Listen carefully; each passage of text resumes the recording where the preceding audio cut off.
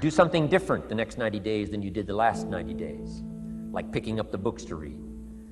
Do something different, like the new health disciplines, relationship with your family, whatever it is, doesn't matter how small it is. If you'll start doing different things with the same circumstances, since we cannot change the circumstances, but we can change ourselves. We can change what we do. And then he gave me another secret to success when he said, what you have at the moment, Mr. Rohn, you've attracted by the person you've become. What you have at the moment, you've attracted by the person you've become. Few little simple principles here. Once you understand these, it starts to explain so much. Now, sometimes it's a little tough to take, blaming yourself instead of the marketplace, taking responsibility instead of putting it off on someone else. That transition sometimes is a challenging mission. And this one was a little tough for me. Shoaff said, here's the secret, Mr. Rohn. Learn to work harder on yourself than you do on your job. Once I got that, it turned my life around. Learn to work harder on yourself than you do on your job.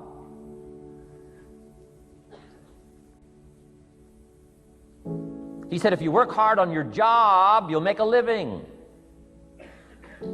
If you work hard on yourself, you can make a fortune. Wow. If you would have known me at age 25, you would have said, Jim Rohn's a hard worker. If you'd have known me, you'd have said that. I'm the guy, I don't mind coming a little bit early, staying a little bit late. I don't mind that. You'd have said, well, Jim Rohn's a hard worker.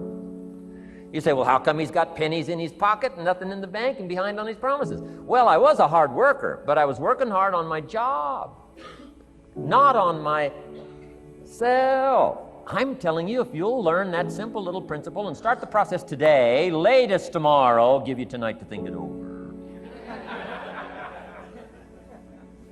And start this whole process of personal development, work on yourself, make yourself more valuable to the marketplace. I'm telling you, you can so dynamically change your income, and economics is the least of the values that you can start earning in terms of equity if you'll start working harder on yourself than you do on your job. Work hard on yourself and develop the skills. Work hard on yourself and develop the graces. All of the stuff necessary to become more valuable to the marketplace. I'm telling you, your whole life can explode into change. Promotions, no problem. Becoming more valuable to the company, I'm telling you, no problem. Money, no problem. Economics, no problem. Future, no problem. If you just go to work on the right thing. Not get things out there to change. Don't try to change the seed. Don't change the soil. Don't change the sunshine. Don't change the rain. Don't change the mix of seasons.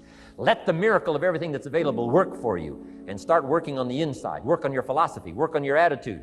Work on your personality. Work on your language. Work on the gift of communication.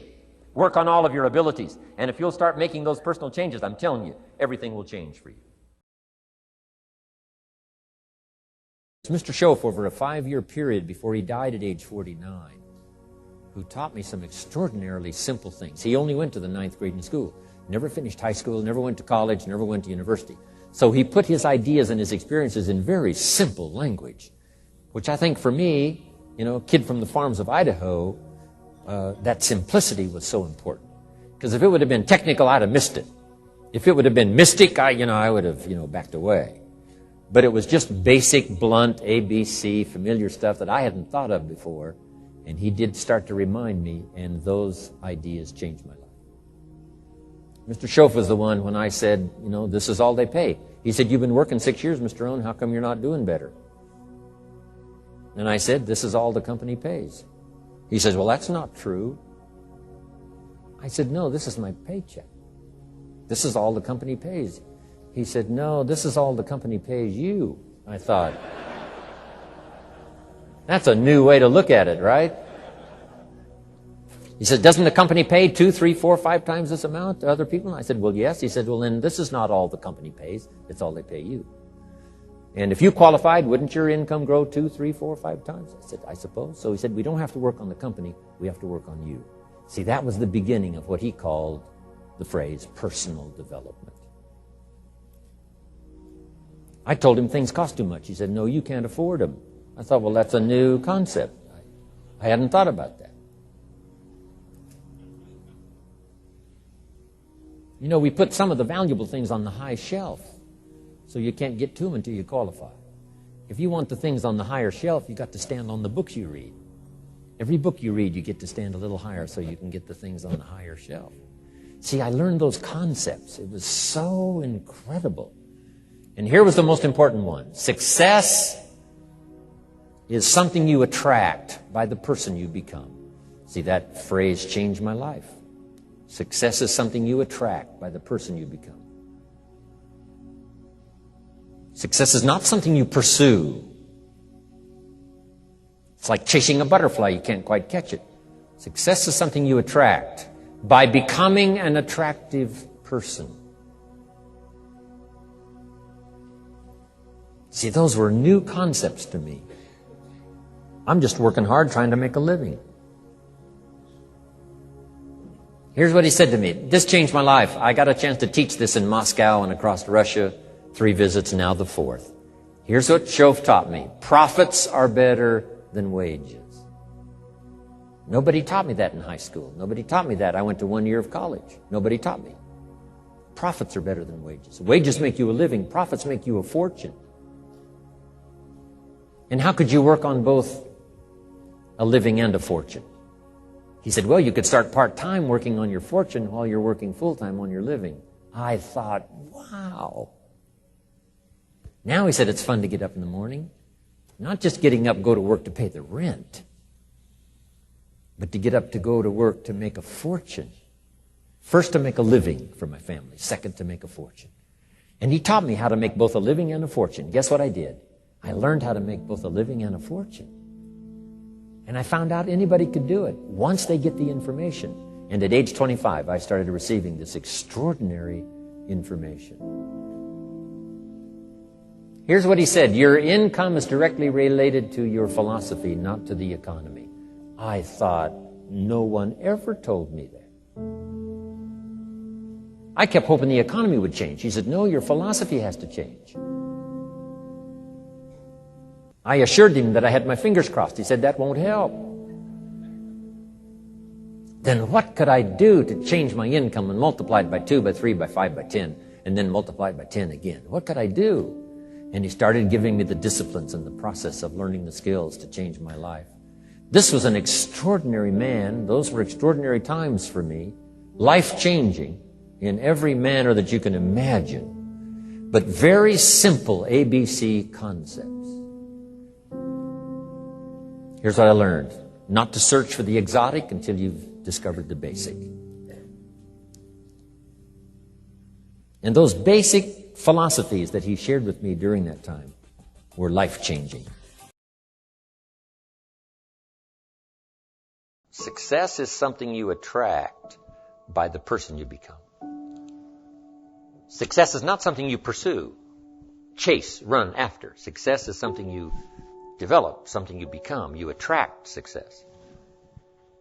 So the whole key to unlock all the treasures, whether it's economic treasures or spiritual treasures, financial, social, personal, every way you can possibly think of, is by your own personal development. And then he added one more, which is so important, and it's probably worth the price of the seminar. Here it is. What you become is much more valuable than what you get. What you become is much more valuable than what you get. The major question to ask on the job is not what am I getting here. The major question to ask on the job is what am I becoming here? Not what am I getting, what am I becoming? So it's very important what you become. Because what you become attracts. If you become cynical, you attract cynicism. What you become attracts. So this whole subject of personal development was so vitally important to me. It changed my life. I was a millionaire by age 31. And that was just the economic part of it. It took me 6 years from age 25 to age 31. It was unbelievable. Remember, be a student, not a follower. And here's what you must always do. Design your own personal life. I'm very happy for people to take notes at my seminar, but I'm also just as happy if somebody says, hey, this is not for me, tear up all these notes and throw them away.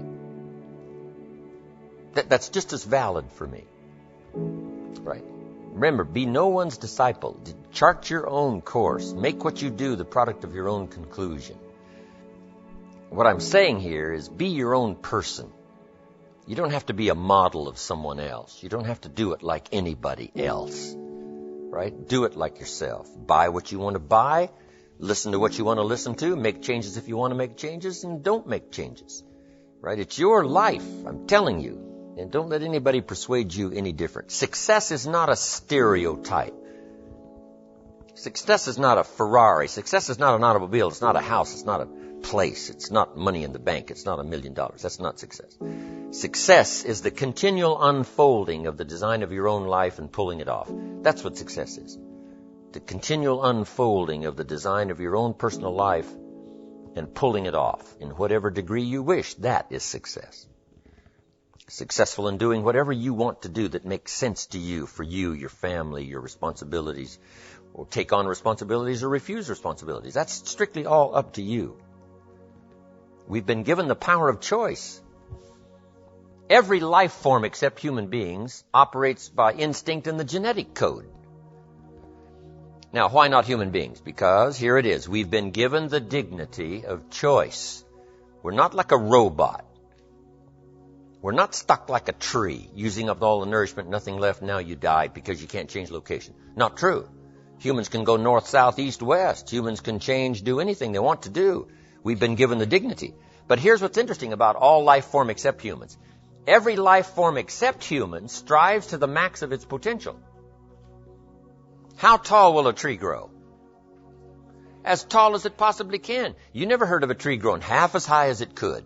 No, that is impossible.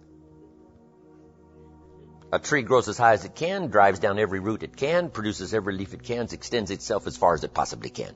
Every life form extends to the max, except human beings. Now, why not human beings? Because we're not robots. We've been given the dignity of choice. And here's a couple of alternatives on the dignity of choice. To be part of or all of. You have the potential to be. And you got the choice. Do a little to make yourself comfortable and forget the rest, or do it all. And there's nobody here to dictate you got to do it all. That's nonsense. You got to be rich because we live in a rich country. That's nonsense. You don't have to be rich. You don't have to do it all. You can do a little, do some more. Take advice, but don't take orders. Take information, take training, take teaching, but don't take orders from no one that tells you how you need to live and what you need to own and what you need to do. Somebody says, well, you need to be successful. That's a personal choice, being successful. What we teach is the possibilities, then everybody chooses. Take a little, take a lot, do some, do nothing. Abraham Lincoln said, since I would be no one's slave, I will be no one's master. Excellent philosophy. If a guy says, hey, I'm soon cashing it in, I'm heading for the mountains. I'm going to live in a little cabin, live off the land, and feed the squirrels. If he goes and does that, guess what? He's a smashing success. Why? He's doing what he designed to do and went and did it and pulled it off. You can't say, no, that's not successful. That is the epitome of success, is giving a design to your life and go pull it off, making progress in that direction that satisfies you. If it doesn't satisfy you, make alternatives and you change. And if you get some better ideas, sure, you may follow someone's suggestion and ideas, but not orders. Design your own life like you want it that will fit. Now, if you take on some responsibilities, now you got to consider those. Yes, you can ignore your responsibilities, but you won't feel good about that. Guess what the old prophet said? Some things that taste good now in the mouth turns bitter later in the belly. So you don't want to sacrifice. We all must suffer one of two pains. Regardless of your choice of lifestyle and what you want to do, we must all suffer one of two pains. The pain of discipline or the pain of regret. And what we suggest to everybody is to consider the disciplines, because disciplines weigh ounces, regrets weigh tons. You don't want to substitute a discipline for a regret. In our opinion, that would be a poor choice. Now, you can do it, but some things are poor trade-offs. The old prophet said, what if you gained the whole world, but it cost you your soul? Would that be worth it? And with a bit of intelligence, we say, no, that doesn't seem worth it. Even if you got the whole world, if you traded your soul, that experience would be so bitter and so awful and so devastating, it wouldn't be worth it.